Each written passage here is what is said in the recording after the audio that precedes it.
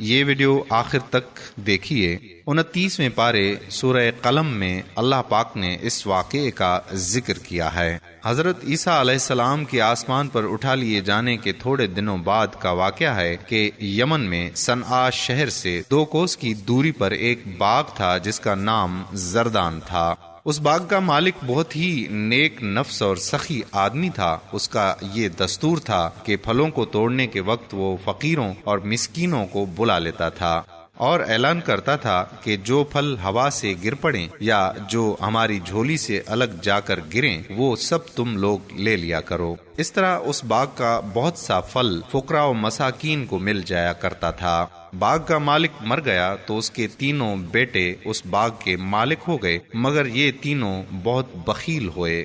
ان لوگوں نے آپس میں طے کر لیا کہ اگر فقیروں اور مسکینوں کو ہم لوگ بلائیں گے تو بہت سارا پھل یہ لوگ لے جائیں گے اور ہم لوگوں کے اہل و عیال کی روزی میں تنگی ہو جائے گی۔ چنانچہ ان تینوں بھائیوں نے قسم کھا کر یہ طے کر لیا کہ سورج نکلنے سے قبل ہی چل کر ہم لوگ باغ کا پھل توڑ لیں تاکہ فقراء و مساکین کو خبر ہی نہ ہو۔ چنانچہ ان لوگوں کی بدنیتی کی نحوست نے یہ اثر پیدا کیا کہ رات میں ہی اللہ تعالیٰ نے باغ میں ایک آگ بھیج دی جس نے پورے باغ کو جلا کر خاک کر ڈالا اور ان لوگوں کو اس کی خبر بھی نہ ہوئی۔ یہ لوگ اپنے منصوبے کے مطابق رات کے آخری حصے میں نہایت خاموشی کے ساتھ پھل توڑنے کے لیے روانہ ہو گئے اور راستے میں چپ کے باتیں کرتے تھے تاکہ فقیروں اور مسکینوں کو خبر نہ مل جائے۔ لیکن یہ لوگ جب باغ کے پاس پہنچے تو وہاں جلے ہوئے درختوں کو دیکھ کر حیران رہ گئے۔ چنانچہ ایک بول پڑا کہ ہم لوگ راستہ بھول کر کسی اور جگہ چلے آئے ہیں، مگر ان میں سے جو بنسبت دوسرے بھائیوں کے کچھ نیک نفس تھا اس نے کہا کہ ہم راستہ نہیں بھولے ہیں بلکہ اللہ تعالیٰ نے ہم لوگوں کو پھلوں سے محروم کر دیا ہے، لہٰذا تم لوگ خدا کی تسبیح پڑھو۔ تو ان سبوں نے یہ پڑھنا شروع کر دیا، سبحان ربنا انا کنا ظالمین، یعنی ہمارے رب کے لیے پاکی ہے، ہم لوگ یقیناً ظالم ہیں کہ ہم نے فقراء و مساکین کا حق مار لیا۔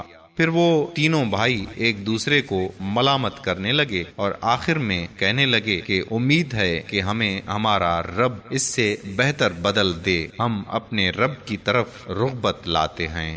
حضرت عبداللہ بن مسعود رضی اللہ تعالی عنہ نے فرمایا کہ ان لوگوں نے سچے دل سے توبہ کر لی تو اللہ تعالیٰ نے ان لوگوں کی توبہ قبول فرما لی اور پھر ان لوگوں کو اس کے بدلے ایک دوسرا باغ عطا فرما دیا جس میں بہت زیادہ اور بہت بڑے بڑے پھل آنے لگے۔ اس باغ کا نام حیوان تھا اور اس میں ایک ایک انگور اتنا بڑا ہوتا تھا کہ اس کا ایک خوشہ ایک خچر کا بوجھ ہو جایا کرتا تھا۔